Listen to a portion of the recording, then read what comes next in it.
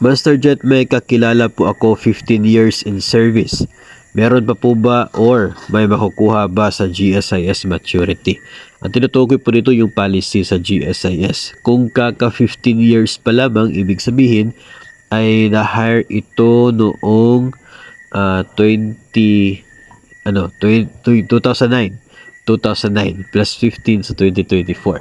So ngayon, kung na-hire ka ng 2009, ay ibig sabihin noon yung policy ay Enhanced Life Policy na or ELP. At yung uri ng policy na yon, binibigay yon sa GSIS members na naging miyembro starting August 1, 2003.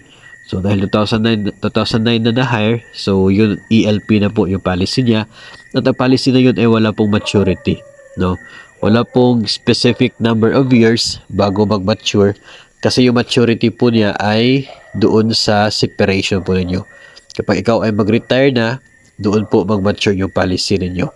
So, after 15 years, ay wala pa po makukuha na maturity value under po sa life policy na yon, Enhanced Life Policy, kasi hindi na po yan part ng feature ng ELP. Yung una po na policy, yung Life Endowment Policy, yun po yung mayroong tinatawag na maturity pagdating po ng certain age ng isa pong GSIS member.